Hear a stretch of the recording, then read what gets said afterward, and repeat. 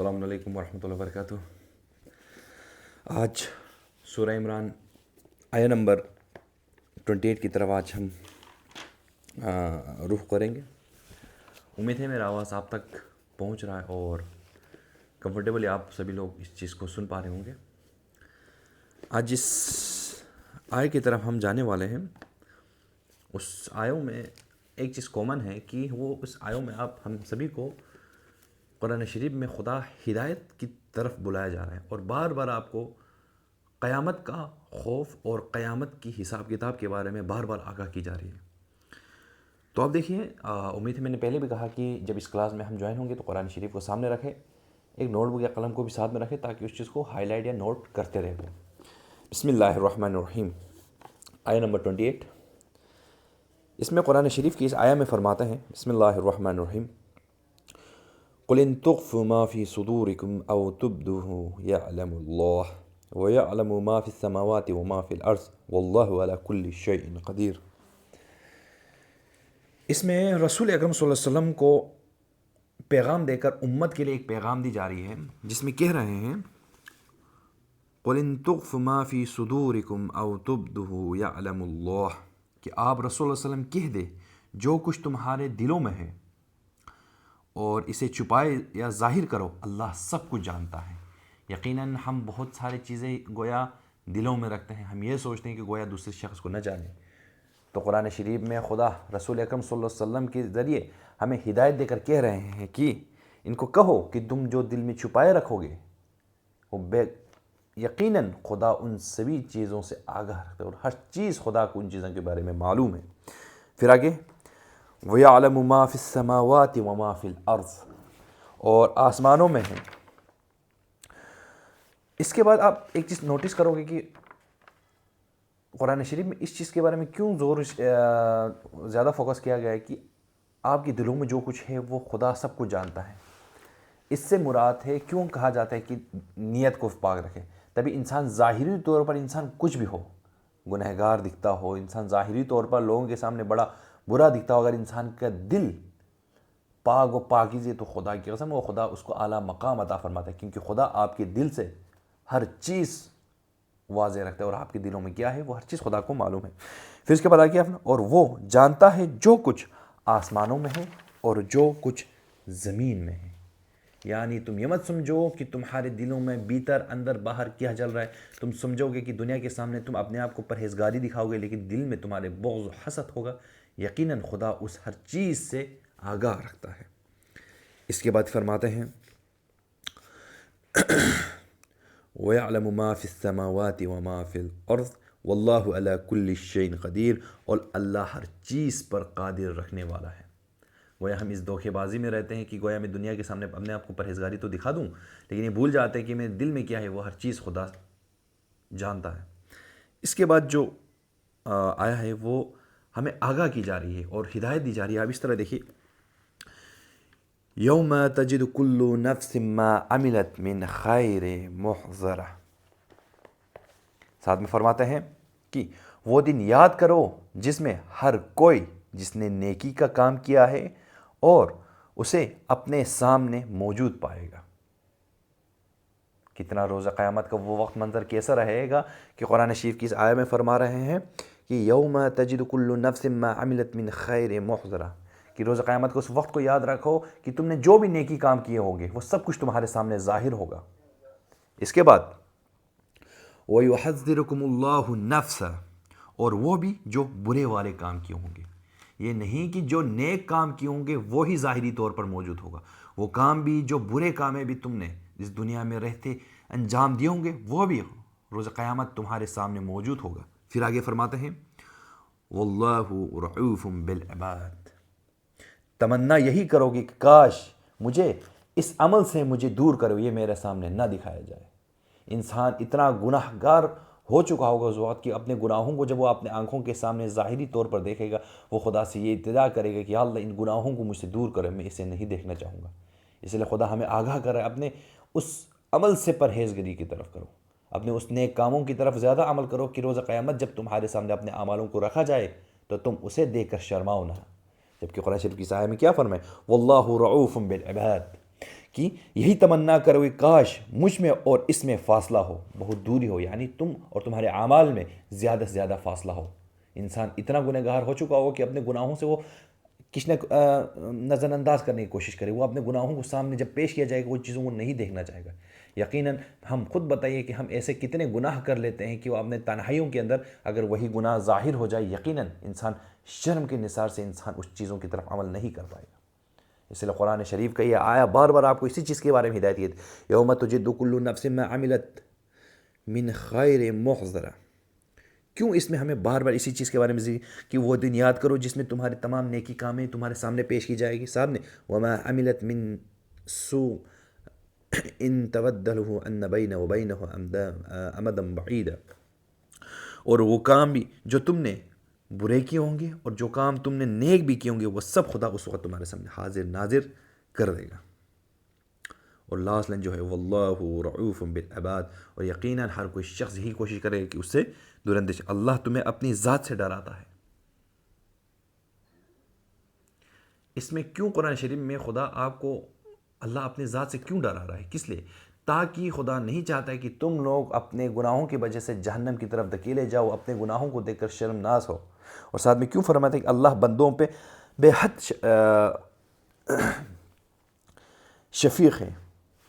آپ دیکھیے گناہ انسان اس دنیا میں جب تک موجود ہوتا ہے اس کے سامنے جب تک اس کا گناہ پیش نہیں کیا جاتا وہ انسان بے پرواہ اور بنا کسی فکر میں انسان گناہوں کی طرف انجام دیتے جاتا ہے۔ خدا ہر وقت انسان جب تک دنیا میں موجود ہو گناہوں پہ پردہ ڈالتا ہے، لیکن افسوس کی بات ہے کہ دنیا میں رہتے انسان اپنے گناہوں کو نہیں پہچان پاتا ہے، جس کے بعد روز قیامت میں جب اس کے اعمال کو سامنے پیش کیا جائے گا وہ انسان یہی کہے گا کہ یا اللہ مجھے اس چیزوں سے دور کر، یا اللہ میرے اعمال میرے سامنے پیش نہ کیا جائے۔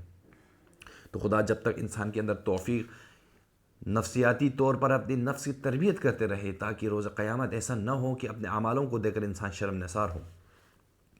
اور ہر وقت ہم قرآن شریف میں کیوں بار بار اسی چیز کی ذکر کی جا رہی ہے کہ آپ کو ہدایت پہ ہدایت دی جا رہی ہے، لیکن افسوس کہ ہم ان چیزوں پہ ہدایت نہ لے کر اپنے آپ کو ان گناہوں کی چیزوں کی طرف مبتلا کرتے جاتے ہیں۔ پھر آیا نمبر 31 میں کیا فرماتے ہیں؟ یہ آیا بہت مشہور بھی ہے، اور اس آیا میں لوگ اس لیے کہتے ہیں کیونکہ اس میں خدا آپ کو چیزوں کے بارے میں ہدایت کرتے ہوئے کیا فرماتے ہیں؟ قل ان کنتم تحبون اللہ فاتبعون۔ آپ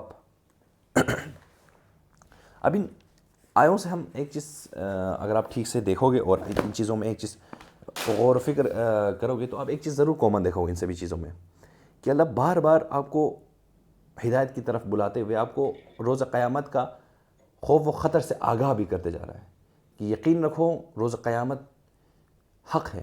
یہ نہ کہ انسان دنیا میں موجود ہوتے ہوئے انسان اپنے گناہوں سے اس طرح گناہوں میں اتنا مبتلا ہو جائے کہ وہ روز قیامت کو ہی بھول جائے۔ قرآن شریف اس لیے ہدایت کا راستہ دیا گیا ہے، کیوں اس میں بار بار کہا جا رہا ہے کہ تم اس پر عمل کرو، ایسا نہ ہو کہ تمہارے گناہوں کی وجہ سے تم اپنے آپ کو اس وقت تنہا پاؤ۔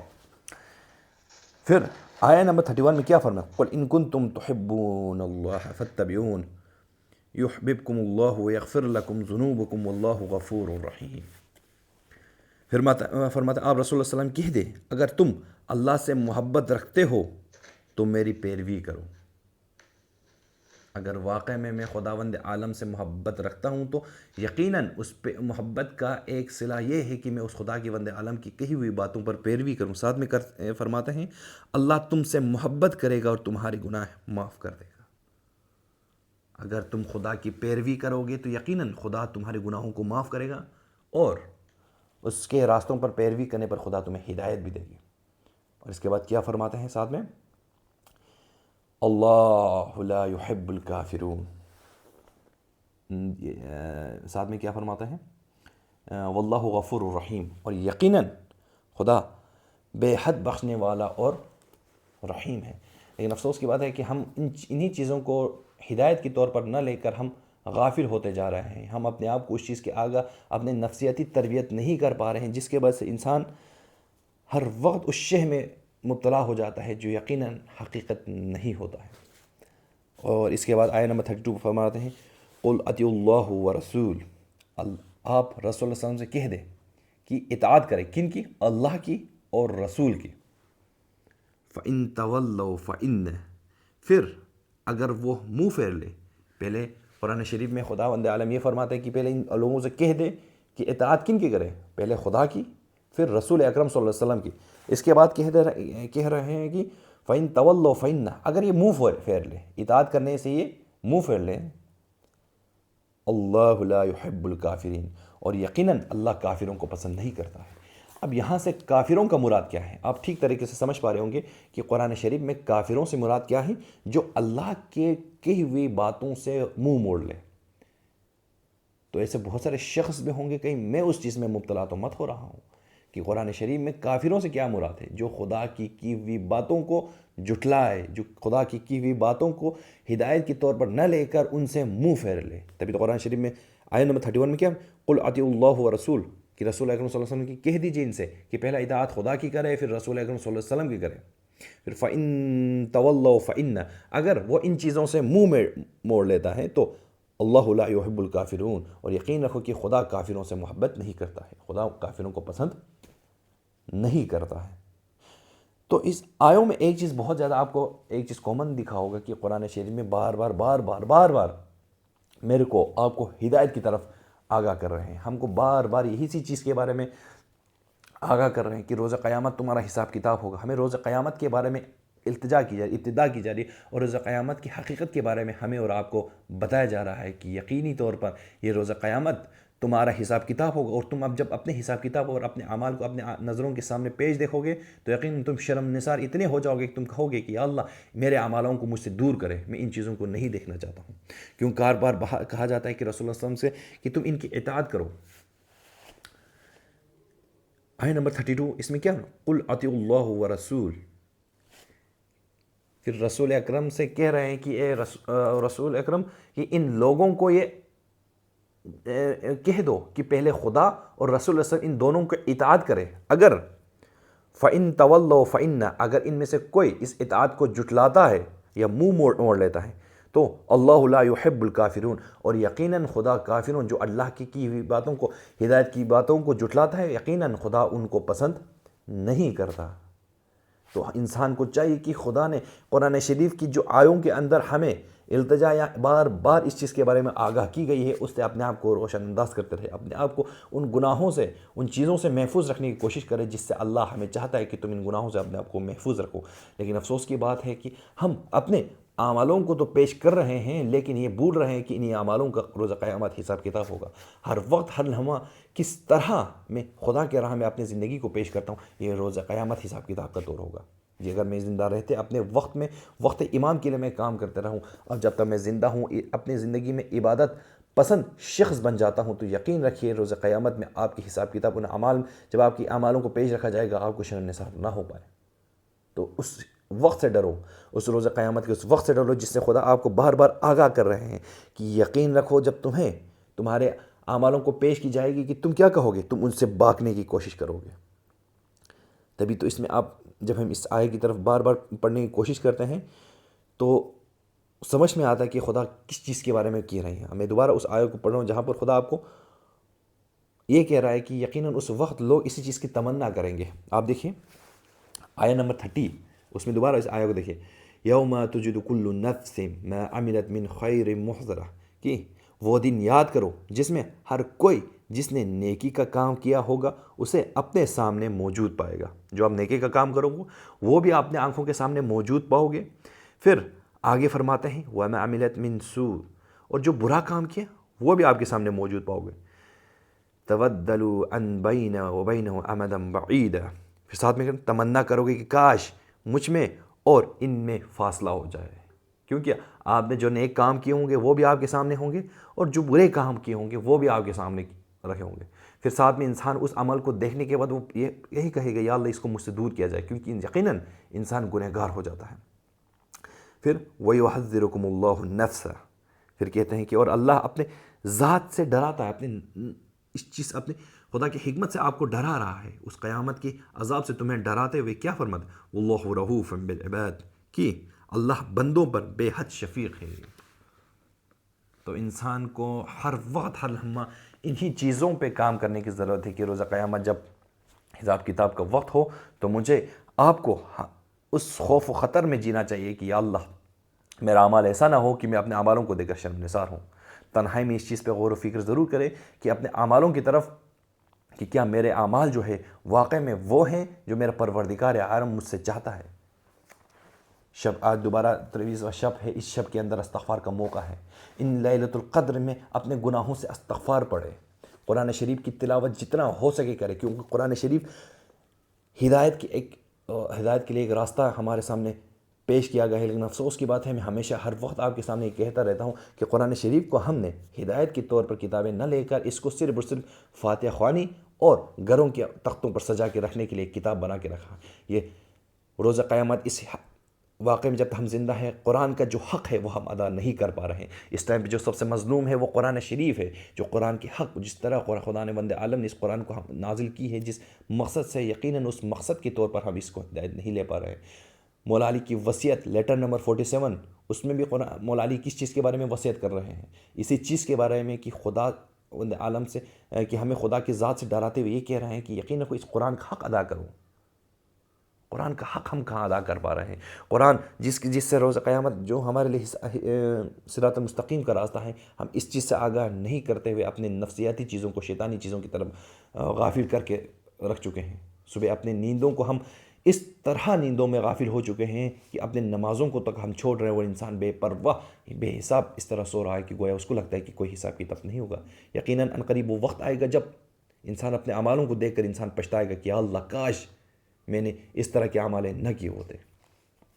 تو اسی کے ساتھ جس طرح ہمارے ڈیلی بیسس پہ جس طرح کلاسز ہوتے ہیں، آج پھر سے اس کلاس کا اختتام ہو جاتا ہے۔ امید ہے کوشش کریں گے کہ اسی کلاسز کو ڈیلی بیسس پہ کمپلیٹ کرتے رہے، کیونکہ ہم سبھی کو اپنے حساب سے اس قوم کے لیے، اس دین کے لیے اپنے حساب سے کوئی نہ کوئی تعاون ضرور دینی چاہیے، چاہے وہ کسی کے صورتحال میں بھی ہو۔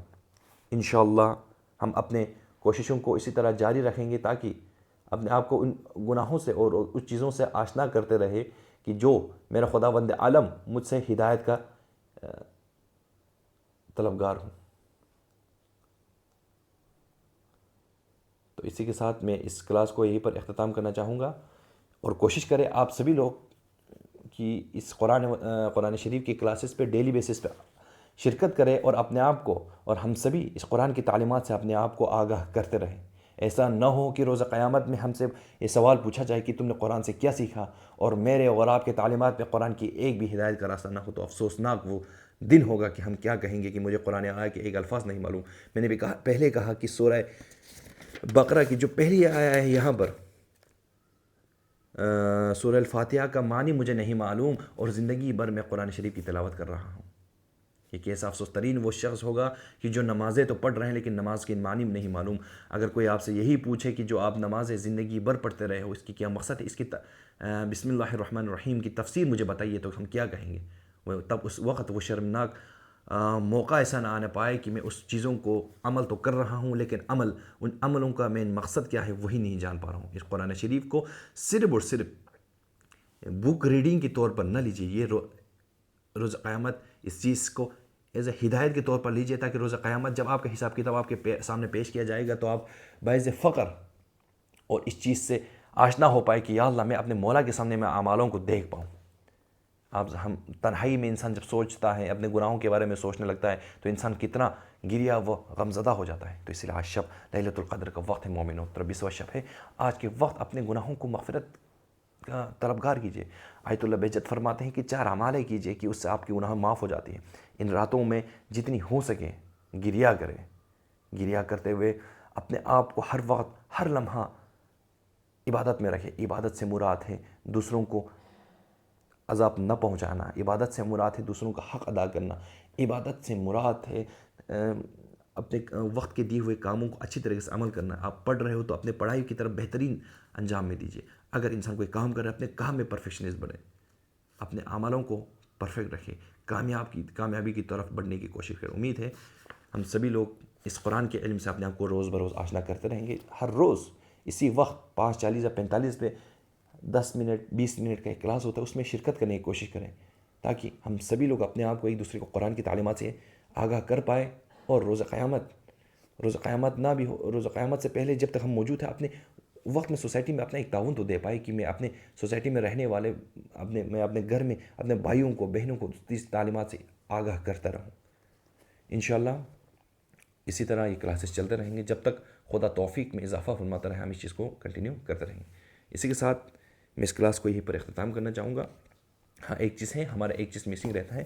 آج کل ہمارا شہید متحرک کا ٹاپک جو ہے وہ پینڈنگ رہتا ہے, گویا اس لیے کیونکہ یہاں پر میرا اکیڈمکلی چیزیں چل رہا ہے, جس کی وجہ سے مجھے 3 چیزیں مینیج کرنے میں تھوڑا ڈیفیکلٹی ہوتا ہے.